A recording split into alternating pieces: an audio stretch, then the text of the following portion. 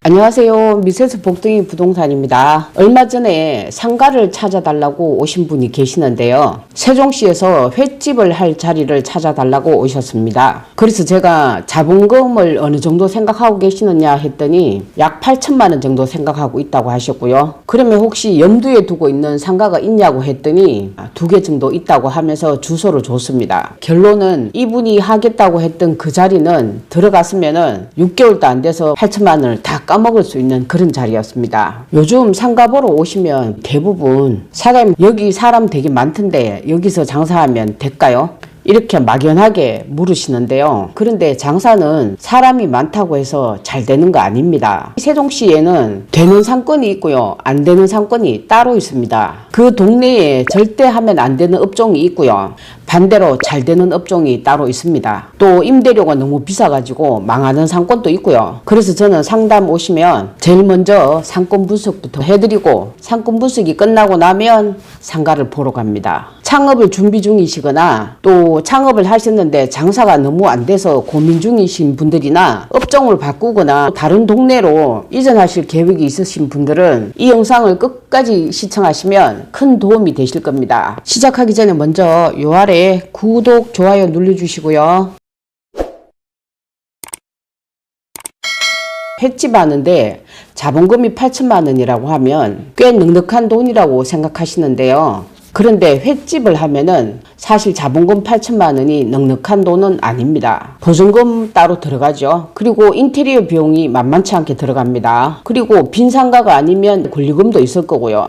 이걸 모두 다 합쳐서 8천만 원이라고 하니까 그렇게 많은 돈이 아니라는 거죠. 제일 큰 비중을 차지하는 게 인테리어 비용이 되겠습니다. 횟집 같은 경우에는 인테리어 비용이 타 업종에 비해서 꽤 많이 들어가는데요. 수조 가격이 들어가고 주방 집기들이 따로 다 들어가야 되고 특히 냉장고에 신경 써야 되는 업종이기 때문에 인테리어 비용이 만만치 않게 들어갑니다. 그래서 제가 이분에게 혹시 사장님 여유자금은 어느 정도 되시냐고 여쭤봤더니 다행히 한 2천만 원 정도 있다고 하더라고요. 여유자금이 왜 필요하냐면은 인테리어에서 혹시 사양이 약간 높아지면서 8천만 원이 모자랄 수도 있고 또 처음부터 장사가 자리를 잡기까지는 작게는 3개월 많게는 6개월까지 소요될 수도 있습니다. 그러면 마이너스를 안고 가야지 된다는 소리인데 그 마이너스를 충당할 수 있는 여유자금이 있어야 된다는 소리입니다. 세종시는 좀 특이한 도시인데요. 같은 세종시 안에서도 동네마다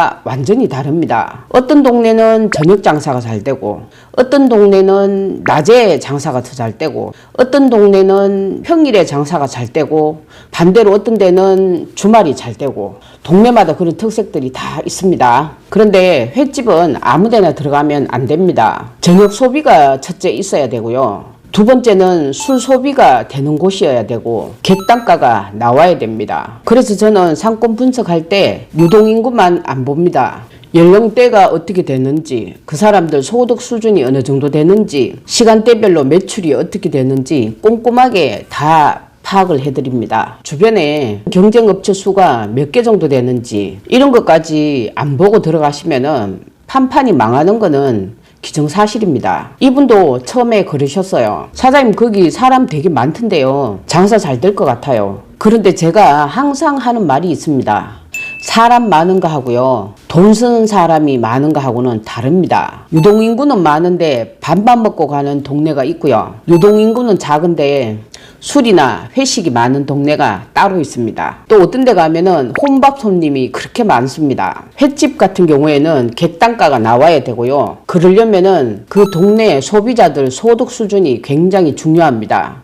왜냐하면 회 같은 경우에는 두 사람이 먹어도 최소 4, 5만 원씩 하잖아요. 술 먹고 밥 먹고 이러면 두 사람이 먹으면 10만 원 정도 지출이 되기 때문에 그 정도 지출을 할 수 있는 동네여야지 된다는 거예요. 그 다음 주변에 횟집이 몇 개가 있는지 최근에 폐업했는 횟집이 몇 개 정도 되는지 또 새로 신규 창업하는 횟집이 혹시라도 있는 건지 봐야지 되고요. 저희 동네에서도 이런 일이 벌어졌는데요. 그 당시에 탕후루가 엄청 유행을 했습니다.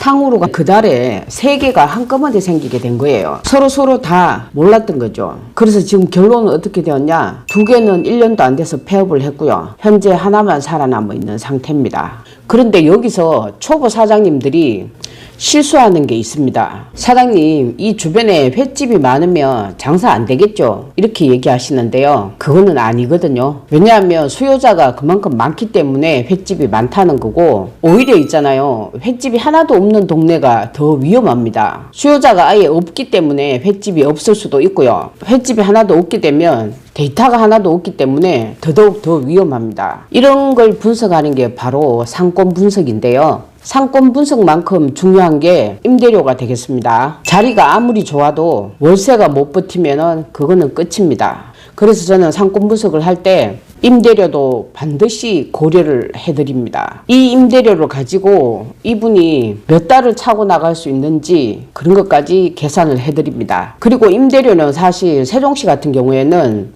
아시다시피 공실이 많잖아요. 그래서 협상의 여지가 많습니다. 렌탈 프리를 할 수도 있고요. 또 월세나 보증금을 조정을 해드릴 수도 있습니다. 개인 대 개인으로 하시는 분들 같은 경우에는 이런 상권 분석을 전혀 안 하고 들어가기 때문에 실패할 확률이 훨씬 더 높아진다는 겁니다.